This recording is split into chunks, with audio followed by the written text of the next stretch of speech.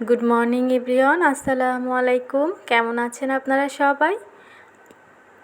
আশা করি আল্লাহর অশেষ রহমতে সবাই অনেক অনেক ভালো আছেন। আর এই যে দেখেন, সকালবেলা আমি আমার গাছগুলোকে খুব ভালো করে গোসল করিয়ে দিলাম। তো ওদেরও তো জীবন আছে, মানুষের মতো ওদেরও গরম লাগে, তো পানিটা পাল্টে দিয়েছি। তারপর ভালো করে গাছগুলোকে ধুয়ে নিয়েছি, আর সেটাই ওদের গোসল। তো এখন তো দেখতে মাশাআল্লাহ অনেক ভালো লাগতেছে। আর এরপর চলে আসলাম দুপুরে রান্না করার জন্য। তো দেখতেই পাচ্ছেন এখানে আমি মাছগুলো ভেজে নিচ্ছিলাম। এখানে আছে তেলাপিয়া মাছ, মাছের দুইটা মাথাও আছে। তো দুই পাশে লাল লাল করে ভেজে নিব। তো এই মাছ দিয়ে রান্না করব আজকে লাউ, আর সাথে দিব কুমড়ো বড়ি। যতদিন ঘরে কুমড়ো বড়ি আছে ততদিন তো ওটা দিতেই হবে, শেষ হয়ে গেলে তখন আর দেয়া যাবে না। তো এই প্রচণ্ড গরমে প্রত্যেকটা মানুষেরই অনেক বেশি কষ্ট হচ্ছে। তো আল্লাহ তো রহমতের বৃষ্টি দিচ্ছেন না, অনেক অনেক গরম। আর প্রতিটা ঘরে ঘরে ছোট বড় সবাই অসুস্থ, বিষয়টা আসলে অনেক কষ্টের। এতটা গরম মানুষের স্বাভাবিক জীবনযাত্রাকে কিন্তু অব্যাহত করতেছে।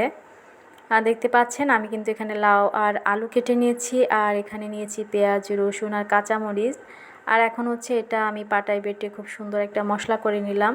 আমি সাধারণত সবসময় এভাবে রান্নার আগেই মশলাটা করে নিই, আর এই মশলা দিয়ে তরকারি রান্না করলে সেটা কিন্তু অনেক মজা হয়।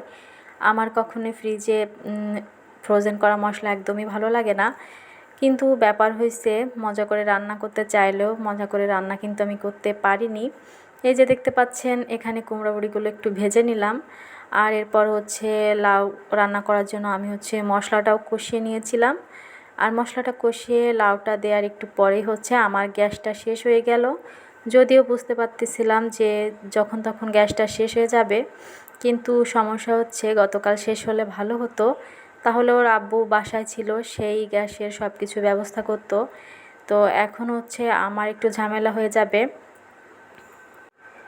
তো ঝামেলা বলতে আসলে কষ্ট করার জন্যই জীবনে হয়তো জন্ম নেয়া, এটাই বলবো। তা না হলে এত রৌদ্রের ভিতরে অসুস্থ ছেলেকে নিয়ে কেন আমাকেই বাইরে বের হতে হবে। তো কী কারণে বাইরে বের হয়েছিলাম সেটা আর বিস্তারিত নাই বা বলি। তো যাই হোক, এই যে লাউটা দেখতে পাচ্ছেন, গ্যাস তো শেষ হয়ে গেল, কিন্তু লাউ রান্নাটা আমি যখনই রাইস কুকারে বসিয়ে দিয়েছিলাম সাথে সাথে বিদ্যুৎটাও চলে গেল। 1 ঘন্টা বাদে বিদ্যুৎ এসেছিল, আর আমি সুন্দর করে মজা করে লাউটা সেইভাবে রান্না করতে পারিনি। ফাইনালি রান্না হয়েছিল, বাট আমার মন মতো হয়নি।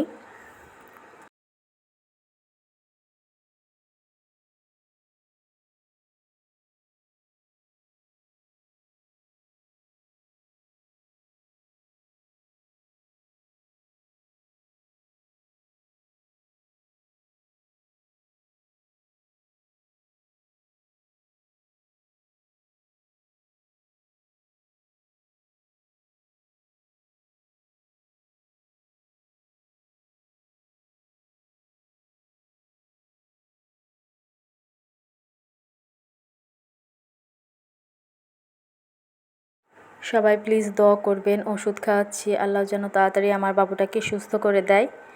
আর এই যে অনেক কিছু রান্না করার চিন্তা ভাবনা থাকা সত্ত্বেও রান্না করতে পারলাম না। এখানে ভেবেছিলাম ঢেঁড়স ভাজি করব, তারপর পটল ভাজি করব, তো কোনো কিছুই হলো না। শুধু ঢেঁড়সটা ভাতের ভিতর ভর্তা দিয়ে দিয়েছিলাম। আর সব কিছু আমি আবারও ফ্রিজে রেখে দিচ্ছি। তো গ্যাস সিলিন্ডারটা আনতে আনতে বিকাল সন্ধ্যা লাগবে, কারণ বিকালের আগে আমি ছেলেকে নিয়ে বাইরে বের হতে পারবো না। কারণ বাইরে বের হতে হবে, বেতন উঠাতে হবে, তারপর গ্যাস সিলিন্ডারওয়ালাকে ফোন দিতে হবে, তারপর তারা গ্যাস সিলিন্ডার দিয়ে যাবে। গতকাল শুক্রবার ছিল, ওর আব্বু যদি বেতনটা উঠিয়ে নিয়ে আসতো তাহলে কিন্তু আজকে আমার ছেলেকে নিয়ে আর এই রোদের ভিতর বাইরে বের হওয়া লাগতো না।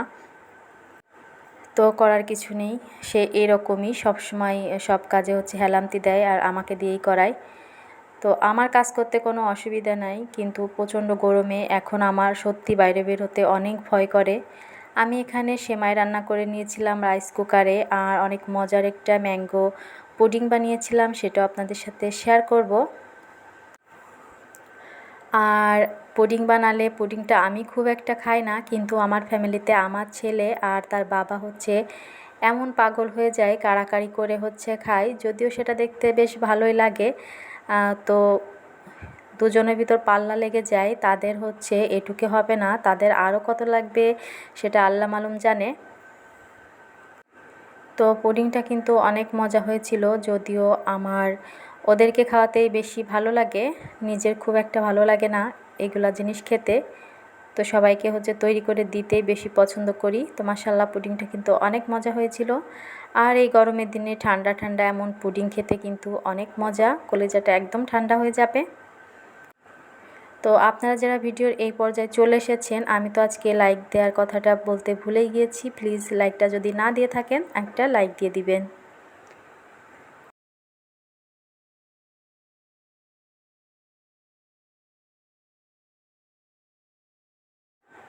তো ভিডিওটি শেষ করার আগে আরও একটি কথা, সেটা সবাই সাবধানে থাকবেন, বেশি বেশি করে লিকুইড শরবত পানি এগুলা পান করবেন। আল্লাহ সকলকে হেফাজত করুক, এই প্রচণ্ড গরম থেকে আমাদেরকে রক্ষা করুক। আল্লাহ চাইলে সবই করতে পারেন। সবাই বেশি বেশি করে আল্লাহর কাছে দোয়া করবেন, আল্লাহ যেন একটু হলেও রহমতের বৃষ্টি দান করেন। আল্লাহ হাফেজ।